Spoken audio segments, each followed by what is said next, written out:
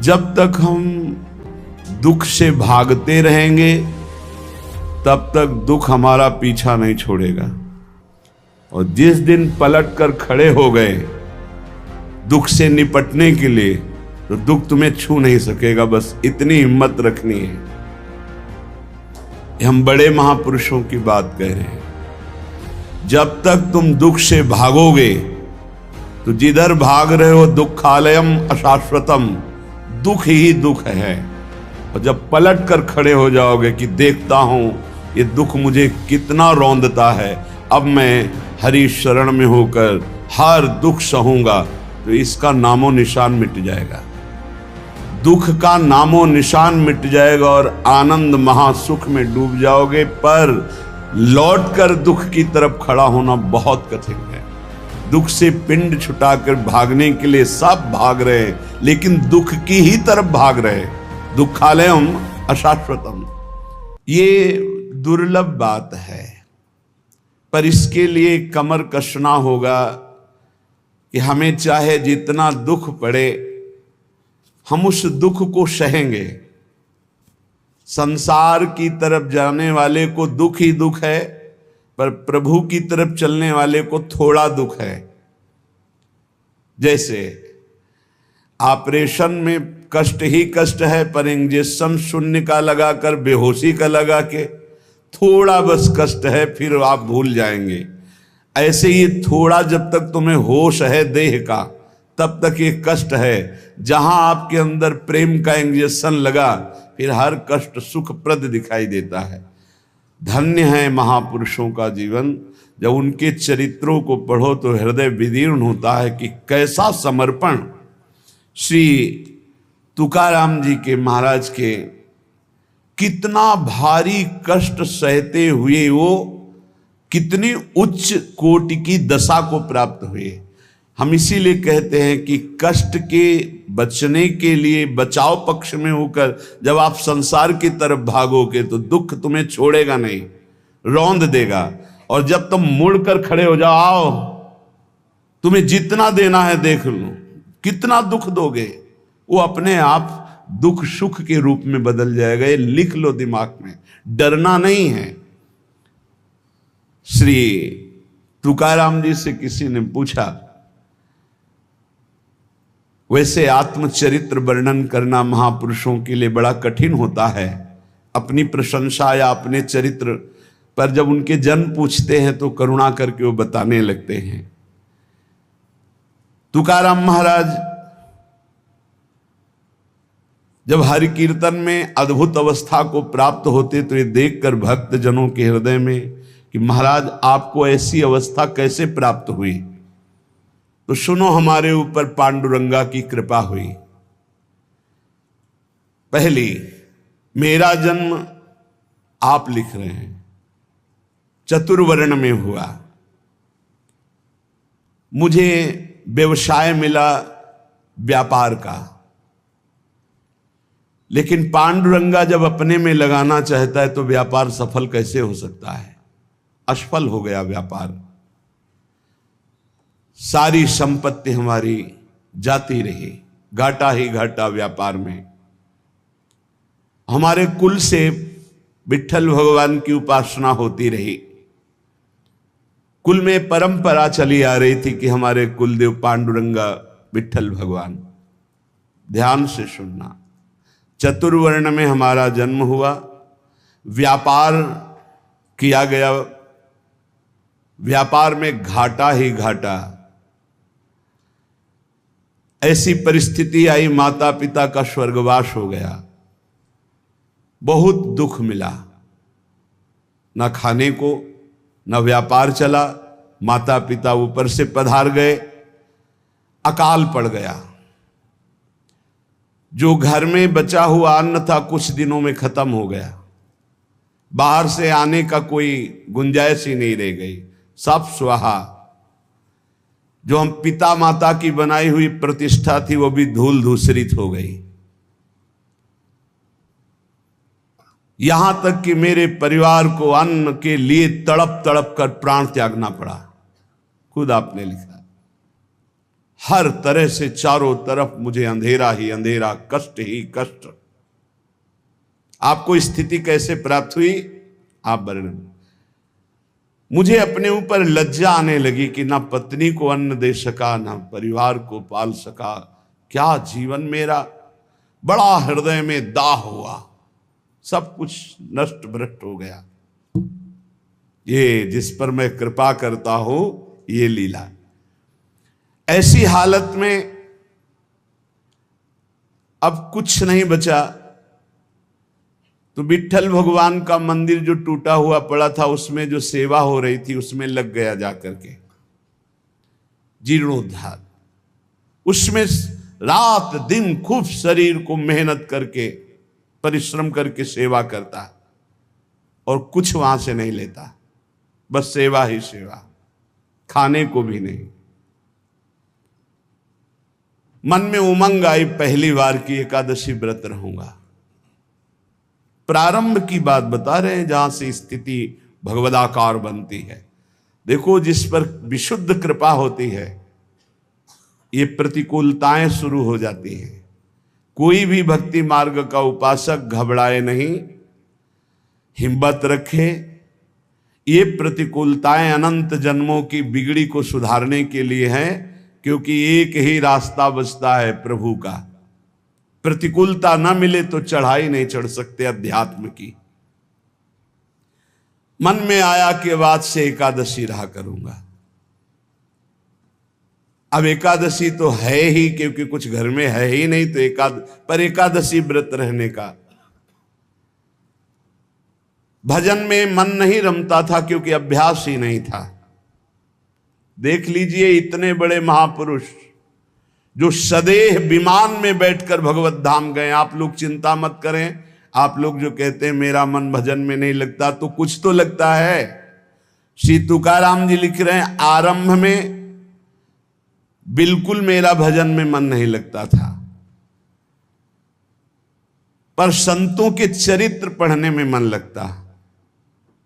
संतों के चरित्र पढ़ता और उनके वचनों को बार बार याद करता कि उन्होंने क्या कहा है। उनके वचनों से मुझे बोध होने लगा। संत वचनों पर विश्वास, संत वचनों का महत्व और उनके वचनों का बार बार मनन बहुत सुंदर साधन है। बिल्कुल उत्तम अवस्था प्राप्त करने के लिए ऐसे ही साधक को कर। संत चरित्र, भक्त चरित्र पढ़ने में बड़ा मन लगता है। उनके वचनों पर बड़ी निष्ठा, बड़ा भाव, उन्हीं के वचनों का बार बार मनन। अब मन लगने लगा कि जहां हरि कीर्तन होता है वहां पीछे जाके खड़े हो जाएं। महाराष्ट्र में प्रायः खड़े होकर कीर्तन करने की प्रथा है। आगे महापुरुष गा रहे हैं, पीछे सब मंजीरा लिए हुए, मृदंग लिए हुए खड़े गान करते हैं। तो मैं भी कीर्तनकारों के पीछे खड़ा हो जाता और जैसे वो कीर्तन का भाव प्रकट करते वैसे ही कीर्तन गाने की चेष्टा करता। भक्तों के चरित्र पढ़ना, संतों की बातें मनन करना और कीर्तन में उपस्थित होने से मेरा मन शुद्ध होने लगा। अब तो कीर्तन में मेरा मन बहुत लगने लगा। कीर्तन भजन करने वालों को जहां देखता तो साष्टांग दंडवत हो जाता और गिरकर उनके चरणों में प्रार्थना करता कि थोड़ा चरणामृत उतार लेने दो। तो वो मुझे चरणामृत उतारने का अवसर देते और जब मैं चरणामृत पीता तो मुझे अपार आनंद आने लगा। अब तो मेरी लज्जा चली गई। जहां संत को देखता, भक्त को देखता, कीर्तनकार को देखता, चरणों में लौट जाता और उनसे प्रार्थना करता कि आप हमको चरणामृत दे दें। वो हमारी दैन्यता देखकर चरणामृत दे देते। अब हमारे मन में आया कि शरीर को भारी कष्ट देकर भजन करो। ये निष्ठा, ये निष्ठा। शरीर आराम सुख की व्यवस्था चाहने वाला भजन में रुचि नहीं प्रकट कर पाता। ये ध्यान रखना। चाहे जितना शरीर में कष्ट हो,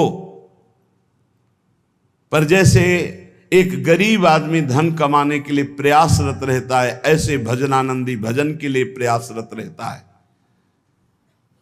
रात्रि विषयी पुरुषों के लिए सोने के लिए अच्छी लगती है, भजनानंदियों के लिए रात्रि भजन के लिए होती है। थोड़ा विश्राम किया, जग के बैठ गए। बैठने की सामर्थ्य नहीं, फिर करवट ली हुई, लेटे हुए, आंख खोले हुए, मंत्राकार वृत्ति। समय हुआ शौच स्नान, अपनी दिनचर्या। नींद नींद कहां? जब तक भगवत साक्षात्कार नहीं तब तक नींद कहां, और जब भगवत साक्षात्कार हो गया तो नींद कहां? क्योंकि तमोगुण का पूर्ण नाश हो जाता है, त्रिगुणातीत अवस्था प्राप्त हो जाती है। ये निश्चय हुआ कीर्तन में जाने से, भगवत भक्तों के चरित्र पढ़ने से, भगवत भक्तों के वचन मनन करने से, भगवत भक्तों का चरणामृत पीने से, भगवत भक्तों के चरणांग में साष्टांग दंडवत करने से, कि शरीर को कष्टप्रद करके खूब भजन किया जाए। ये बड़े भाग्यशाली जो ये शब्द समझ पावे। शरीर को कष्ट रखते हुए भजन करना, चैन नहीं लेने देना, ये बड़े भाग्यशाली होंगे सो ये बात पकड़ पाएंगे।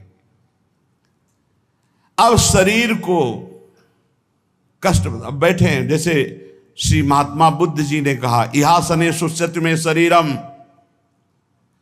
मेरा शरीर इसी आसन पर बैठकर सूख जाए, हड्डी टूट जाए, मांस गलित हो जाए, लेकिन जब तक ब्रह्मबोध नहीं होगा मैं उठूंगा नहीं। ये निष्ठाएं महापुरुषों की पकड़नी होती है। शरीर को बहुत सुखद नहीं, उचित भोजन, उचित नींद, रात दिन भजन। मैंने भगवत भजन में शरीर को घिस डाला। तुकाराम जी के रात दिन कीर्तन, रात दिन भजन। अब अच्छा लगने लगा तप, कष्टप्रद भजन, कष्टप्रद शरीर और खूब भजन अच्छा लगने लगा। ये मन का एक स्वभाव है, इसे भोगों में लगा दो तो ये भोगों की अभ्यास बढ़ाता चला जाएगा, और भजन में लगा दो तो भजन का अभ्यास बढ़ाता चला जाएगा। जब अन्न त्यागा, फलाहार में आए, तब फलाहार भी त्यागने की इच्छा जागृत हो गई कि सावन भर केवल जल पी कर रहेंगे, गंगा जल पी कर रहेंगे। बड़ा उत्साह, त्याग की तरफ करो तो मन क्रम बाई क्रम त्याग बढ़ाता चला जाता है, और भोग की तरफ बढ़ो तो मन क्रम बाई क्रम भोग बढ़ाता चला जाता है। ये चतुर उपासक त्याग की तरफ बढ़ता है, अविवेकी भोग की तरफ बढ़ता है। इस प्रकार मेरी परमार्थ की साधना आरंभ हुई। कथा सुनना, कीर्तन में सम्मिलित होना और संतों से प्यार करना। संतों को देखते ही एकदम लौट जाना, ऐसा लगना कि हो भाग्य। ये प्रायः महापुरुषों की वाणियों में पाया गया। गोस्वामी तुलसीदास जी कहते हैं, जैसे मेघ को देखकर मोर कुहुक पड़ता है, नाचने लगता है, ऐसे संत को देखकर जो भक्त आनंदित हो जाता है, ओहो अहो भाग्य, आज संत दर्शन हुए, और मन नाच पड़ता है, उसके हृदय में भगवान प्रेम वर्षा करते हैं। हमारा चित्त बस दो ही जगह लगने लगा, कथा कीर्तन और संत जन। परहित की बात आती तो शरीर की परवाह न करके दूसरों की सेवा करने में बड़ा सुख मिलने लगा। मेरी अवस्था देख करके जो मेरे स्वजन हैं उनको अच्छा नहीं लगा। नहीं लगेगा अच्छा? एक एक बात बैठा लो। कई लोग शिकायत करते हैं, परिवार के लोग हमसे ठीक से बात नहीं करते, हमारा उपहास करते हैं। आपका क्या, बड़े महापुरुषों का किया। परिवार के स्वजनों को ये अच्छा नहीं लगता, हमारा भजन, हमारा संत प्रेम, हमारा परोपकार, उनको देखी नहीं गई। भाई बंद, स्त्री, ये सब हमारा जो ये भाव है इसके विरुद्ध करने लगे। ग्रह प्रपंच में आसक्त जन मेरे भाव का विरोध करने लगे, मुझे निषेध करने लगे। संत दर्शन, संत सेवा, कीर्तन, भगवत कथा, ये स्वयं उनके वचन हैं। मैंने अपने हृदय में निश्चय कर लिया था, कठोर हृदय बना लिया था, हर दुख सहूंगा पर अब पांडुरंगा को नहीं छोड़ूंगा, अब विट्ठल को नहीं छोड़ सकता। किसी की कोई भी परवाह ना करके, घर परिवार के लोग इतना प्रपंच किए, मैं किसी की बात नहीं सुनता। पकड़ो बात, बिल्कुल ये शोधी हुई बात इसीलिए सुना रहा हूं कि प्रायः हर भक्त के जीवन में ऐसा ही होता है जो सच्चाई से चलता है। घर प्रपंच की बातें मेरे को बहुत सुनाई गई, बड़ा विरोध किया गया, पर मैंने निश्चय कर लिया, हृदय कठोर बना लिया, इस जन्म में अब भगवान को नहीं छोड़ूंगा। फिर मेरे मन में आया कि जड़ मूल से इस प्रपंच को उखाड़ फेंकूंगा। अब तो जब हमारे परिवार के जन हमारा विरोध करते तो मैं ना देखता ना उनकी बात सुनता और जोर जोर से कीर्तन करता। करो विरोध, कितना करोगे? राम कृष्ण हरि जय, राम कृष्ण हरि जय, विठ्ठल जय विठ्ठल। अब वो निंदा करें, वो उपहास करें, वो भगवत कीर्तन कर रहे, जड़ से उखाड़ फेंकूंगा इस प्रपंच को। स्वजन अपनी ओर खींचते और विठ्ठल अपनी ओर खींचते, यही चलता है साधक के। एक तरफ भगवान का आकर्षण, एक तरफ माया का आकर्षण। पर हमने भगवान की तरफ, परमार्थ की तरफ कदम जोर से बढ़ाए। अब साधक का यहां निर्णय है कि तुम माया के आकर्षण में जाते हो या प्रभु के आकर्षण में। लोग बार बार हमसे कहते कि तुम प्रवृत्ति मार्ग में हो, गृहस्थ धर्म में हो, तुम्हें ऐसा नहीं करना चाहिए। मैंने किसी की नहीं सुनी। अब इस जन्म में मुझे भगवत प्राप्ति करनी है, तुम्हारे किसी के उपदेश हमारे दृढ़ निश्चय को नहीं बदल सकते। इतनी खींचातानी जीवन में उपस्थित हो गई कि सत्य की पहचान के लिए मुझे मन को समझाना पड़ा कि तू मेरा साथ दे दे। अब जगत में तो कोई साथ नहीं दे रहा, ऐ मन तू मेरा साथ दे दे, तू मेरा साथी बन जा और सत्य स्वरूप भगवान श्री हरि के पथ का अनुसरण कर, तू कृतकृत्य हो जाएगा। तुकाराम जी महाराज कह रहे कोई साथ नहीं दे रहा, ऐ मन तू तो मेरा साथ दे दे, मेरा साक्षी बन जा और भगवान सत्य स्वरूप हैं, उनके मार्ग का अनुसरण कर। इस असत्य संबंध, पति पुत्र परिवार, ये मिथ्या नश्वर प्रपंच भोग, तिलांजलि दे दे मन, तू मेरा साथी बन जा। मैंने बहुत लोगों के मतों को नहीं माना।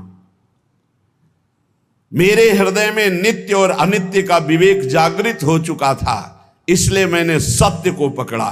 केवल भगवान का मार्ग ही सत्य है, न ये संबंध सत्य है, न ये संसार सत्य है।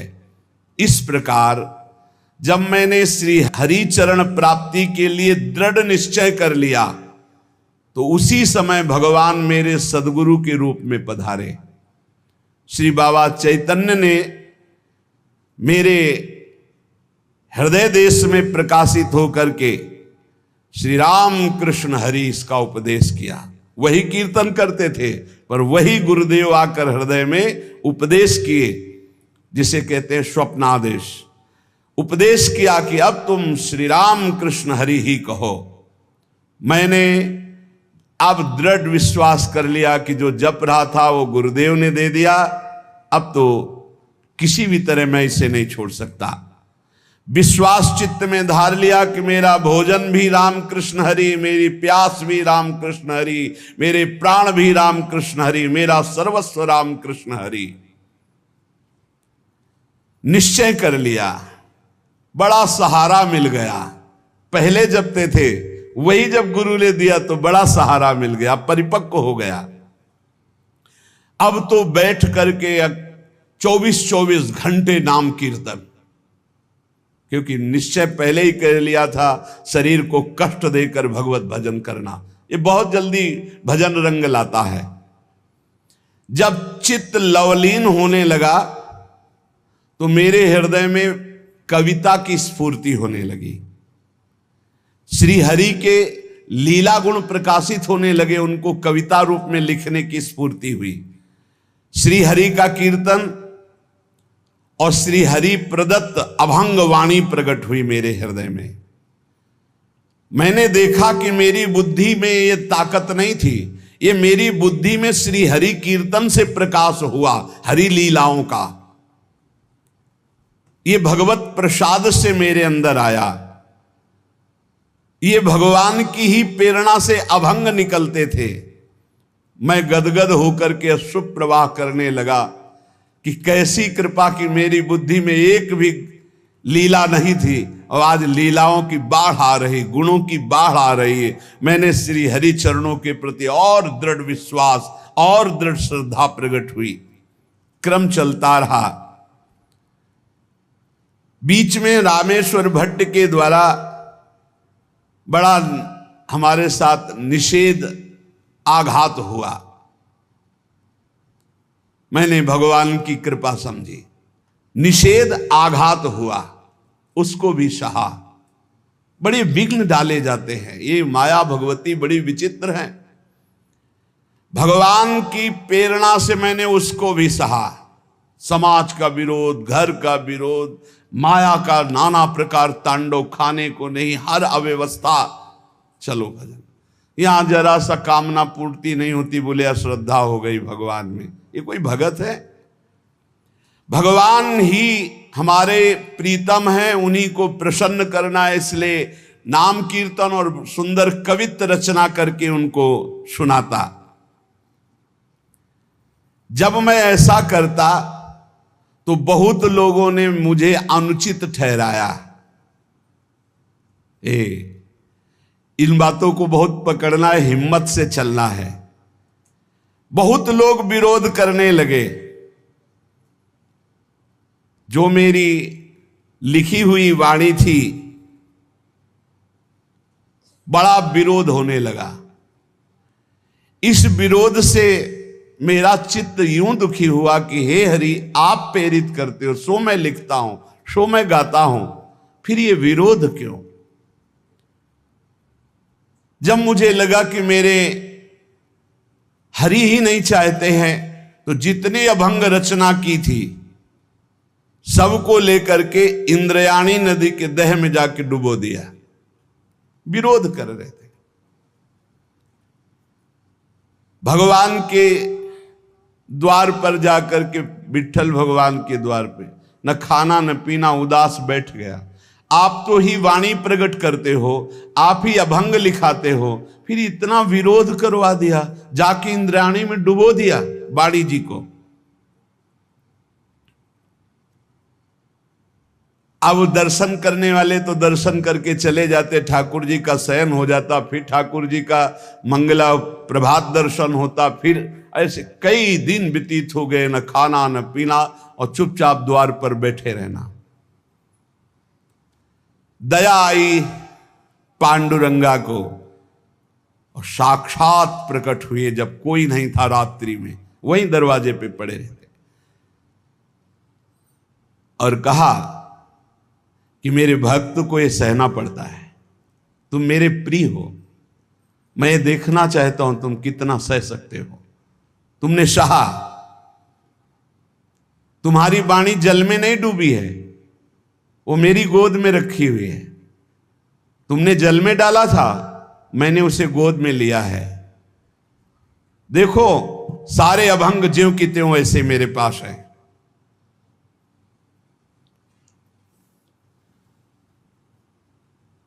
अभंग ज्यों के त्यों, जैसे श्री भगवत रसिक जी की वाणी यमुना जी में, तो यमुना जी ज्यों कत्व, एक अक्षर भी गीला नहीं हुआ था, ज्यों कत्व ले। ऐसे भगवान ने कहा जो तुमने इंद्राणी में डुबो दिया ना अपनी वाणी, कि सब विरोध करते, मैंने अपनी गोद में लिया है। ये रहस्य रघुनाथ कर बेग न जाने कोई, सहना पड़ेगा इतने बड़े महापुरुष को भी। कितने कष्टों से ही भरा जीवन। तुकाराम जी भगवान का सगुण साक्षात्कार करके, भगवान से बात हुई, भगवान ने दर्शन दिया।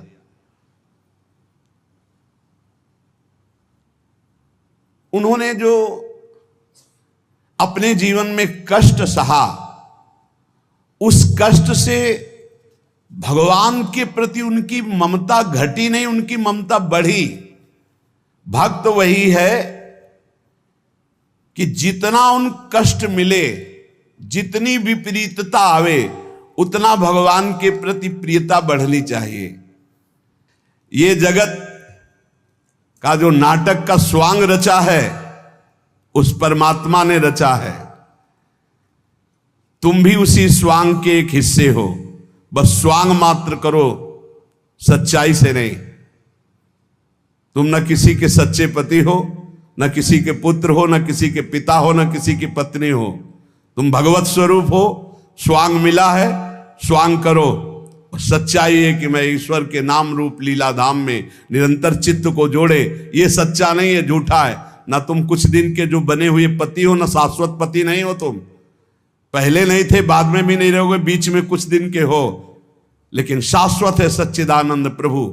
श्री तुकाराम जी कह रहे, नटनाट्य अवधे संपादिले सोंग। ये स्वांग है, ये नट का नाट्य है, बिल्कुल नाटक जैसा करो। सत्य है भगवन नाम, भगवत रूप, भगवत लीला। क्या कोई अंगारों की सेज पर सुख की नींद सो सकता है? तो उत्तर आएगा नहीं।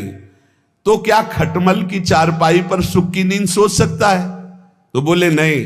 तो बोले ऐसे ही भोग वासना, नाना प्रकार की गंदी वासना, ये क्या तुम्हें सुख चैन से सोने देंगी? अनंत जन्मों से जलते हुए चले आ रहे हो, आगे भी जलना पड़ेगा। नहीं, आगे बढ़ो, संसार के मार्ग में नहीं, भगवत मार्ग में, तभी सुख से विश्राम कर। गोस्वामी तुलसीदास जी कह रहे हैं, जाकी कृपा लवलेस ते मति मंद तुलसी दास हूं, पायो परम विश्राम, राम समान प्रभु नाही कहूं। पायो परम विश्राम, आप चैन की नींद। हाँ, काहू के बल भजन को काहू के आचार, व्यास भरोसे कुंवर के सोवत पाव पसार। चैन की नींद ये अंगारों की सेज पर पड़ना है, जो भोगों में, जो नाना प्रकार की वासनाओं, मानो खटमल की चारपाई पर। कहां चिंता शोक भय से युक्त कहीं नींद आती है? जब तक देह भाव है प्यारे कि मैं स्त्री हूं, मैं पुरुष हूं, तब तक बंधन को प्राप्त हो। भाव ही देह भाव को नष्ट करेगा, भगवत भाव कर्म बंधनों को नष्ट करेगा। दही मत कर जब उससे मक्खन निकाल लिया जाता है, तो मक्खन छाछ में डालने से ऊपर ही रहता है, कभी डूबता नहीं है। जब तक मथा नहीं गया था तो एक में ही एकम एक था, और जब मथ कर दही को मक्खन निकाल लिया गया तो फिर उसे छाछ में छोड़ दो, फिर नहीं मिल सकता। ऐसे ही खूब नाम जप करके पहले जीवत तो नष्ट कर दो, फिर संसार में रहोगे तो ऐसे रहोगे जैसे छाछ के ऊपर मक्खन रहता है, कभी मिल नहीं सकता। तुकाराम जी कहते हैं, दही से पहले मथ करके मक्खन अलग कर लो, फिर मिलाना भी चाहोगे तो चाहे जितना प्रयास करो मिलेगा ही नहीं। ऐसे ही एक बार तुम देह भाव से अलग हो, नाम जप करके ऐसा ज्ञान प्राप्त करो, फिर संसार में तुम्हें कोई नहीं बांध सकता। प्यासा प्यासे की हालत जानता है, भूखा भूखे की हालत जानता है। ऐसे ही भगवत मार्ग का पथिक, केवल भगवत मार्ग के पथिक ही भगवत मार्ग के पथिक को जानते हैं, दूसरे नहीं जान सकते। दूसरों को तो आश्चर्य लगता है, ऐसा कैसे हो सकता है कि घर में खाने को नहीं, हर कष्ट हर, और वो खूब नाच नाच करके नाम कीर्तन कर रहे हैं। ऐसा कैसे हो सकता है कि घर में इकलौते पुत्र का 100 पड़ा हुआ है और वो नाम कीर्तन कर रहे हैं? ऐसा कैसे हो सकता है कि क्षण क्षण पर कष्ट दिया जा रहा है और वो हरि हरि हरि मेरा हरि मेरा हरि? ऐसा कैसे हो सकता है प्रहलाद जी? ऐसा कैसे हो सकता है? 22 बाजारों में मार कोड़े खाल खींच ली गई, फिर भी ना तो भक्ति में फर्क पड़ा ना भक्त में फर्क पड़ा। वैसे ही भक्ति, वैसे ही मुख प्रसन्न। कैसा कैसे हो सकता है? ये बात जैसे प्यासे को प्यासा जानता है, भूखे को भूखा जानता है, ऐसे ही भगवान के भक्त को सिर्फ भगवान का भक्त जानता है। ये विषयी सांसारिक प्रापंचिक लोग उसे नहीं जान सकते। तुकाराम जी कहते हैं, माया योग से जीव दुर्दशा को प्राप्त हो रहा है और भक्ति योग से महासुख को भोगेगा। इसलिए माया योग से हटो और भक्ति योग को प्राप्त करो। अनित्यम सुखम लोको मिमम प्राप्य भजस्व माम। ये संसार के नाशवान सुख भोगों से मन को हटाओ। लोक के भोग तुम्हें दुर्गति को प्राप्त करा देंगे। प्राप्य भजस्व माम, मुझे भजो। भगवान कह रहे मेरा स्मरण करो। बाटे या जनाचे थोर व आश्चर्य विषय वडिम भूतले जीव। तुकाराम जी कह रहे हैं कि जीव भोगों में फंसकर समय को नष्ट कर रहा है। वो समझ रहा है बड़ा अच्छा समय व्यतीत हो रहा है, लेकिन आगे भयानक दुख आने वाला है। फिर मृत्यु होगी, फिर अन्य योनियों में जाओगे। इसलिए भजन कर लो। पैसा के बल से, भोगों के बल से, पद के बल से तुम काल से नहीं बच सकते। उन्मत्त मत हो, भजन कर लो। तुकाराम जी कह रहे बड़ी दया आ रही ऐसे जीवों पर जो भोगों के बल से, धन के बल से अपने जीवन को नष्ट कर रहे हैं कि समय बढ़िया जा रहा है बड़ी मौज मस्ती से, लेकिन वो आगामी दुख को नहीं देख पा रहे हैं। अरे ये मुझे ना भजे ऐसा कौन सा बल है इनको मिल गया कि निश्चिंत होकर भोगों में पड़े हुए हैं। भगवान को भी दया आती है कि ये जीव कैसा भूला हुआ है। इनमें कौन सा ऐसा दम है जो अंत काल में तुम्हें काल से बचा सकता है। रुपया में, पत्नी में, पुत्र में, पति में, परिवार में, धन में, किस में ऐसा बल है जो तुम्हें मृत्यु से बचा सके। जब मृत्यु से नहीं बचोगे तो फिर अगला जन्म होगा, फिर उस योनि में नया। ये कब तक चलता रहेगा? क्या यमदूतों से तुम्हें ये रुपया पैसा बचा लेगा? क्या यमदूतों के दंड से तुम्हें ये नाना प्रकार के शरीर संबंधी लोग बचा लेंगे? नहीं। तो विद्या बचा लेगी, वयस बचा लेगी, प्राणियों का रिश्ता नाता तुम्हें बचा लेगा। अरे अब होश में हो जाओ। संसार काल का कलेवा है, इसमें कोई नहीं बचेगा, सब मरेंगे। इसलिए नाम जप कर ले, अपने को बचा ले। बचाना क्या है? देह भाव से हट गए, बच गए। भजन के बल से देह भाव से हट गए तो मृत्यु का प्रवाह देह में होगा, आपका आपके ऊपर नहीं। आप परम पद को प्राप्त हो जाएंगे।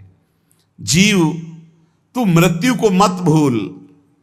मृत्यु को बड़ा चस्का लगा है लोगों के मारने का। वो किसी को नहीं बख्शती, सबको मारती चली जाती, रौंदती चली जाती है। एकमात्र नंद नंदन यशोदानंदन है जो तुम्हें मृत्यु से बचा सकते हैं, देह भाव रहित करके। चाहे कोई कितना बुद्धिमान हो, क्या चीनी से ऊख बना सकता है? गन्ना बना सकता है? गन्ने से चीनी तो बन गई, लेकिन चीनी से गन्ना खड़ा कर सकता है फिर? कभी भी कितना भी बड़ा विज्ञानी हो, गन्ने से चीनी बन गई, गन्ने का रस फिर उबाला गया, फिर वो चीनी बनने के अधिकार में आ। पर चीनी से गन्ना बना सकता है? तो बोले नहीं। तो बोले वैसे दिमाग खर्च कर ले, तू जन्म जन्मांतर में मृत्यु के चक्कर में पड़ा हुआ है। जब तक तू भगवान का भजन नहीं करेगा तब तक तू सुख नहीं प्राप्त कर सकता। सुख सिंधु से तू प्रकट हुआ है, अब सुख सिंधु का भजन कर ले, नहीं तो तू सुख सिंधु खड़ा नहीं कर सकता संसार में। मकान बना के करोड़ों अरबों रुपया जमा करके नाना प्रकार, जैसे चीनी से फिर ऊख नहीं बनाया जा सकता, ऐसे तू लाख उपाय कर ले अपनी बुद्धि से। इस दुखालय संसार में तू है सुख स्वरूप, लेकिन तू सुख नहीं पा सकता बिना सुख सिंधु का भजन के। गर्भवास में तूने वादा किया था कि हर जीव वादा करता है, एक बार मुझे यहां से निकाल दो, मैं भजन करके भगवान को प्राप्त करूंगा। अरे उस वादे को भूल गया। भगवान शेषनाग भी अपनी 2000 जिह्वा से जिनका नाम गुणगान करते हैं, वेद भी जिनका नेति ने, उनसे वादा किया था तूने कि एक बार गर्भ से बाहर कर दो, मैं तुम्हारा भजन करूंगा। बौरा गया, इस माया में आके फिर बौरा गया। अपनी जिह्वा से व्यर्थ की बातें करके, दिमाग से नाना प्रकार के प्रपंच का चिंतन करके फिर फंस गया चक्कर में, वो वादा भूल करके। इसलिए श्री तुकाराम जी कहते, जीवात्मा तू ही अपना तारक है और तू ही अपना मारक है। यदि तूने वादा निभाया और भजन किया तो अपने को तार लेगा, और यदि वादा भूलकर फिर प्रपंच के चिंतन में लगा तो अपने को मार देगा। तू अपना उद्धारक बन।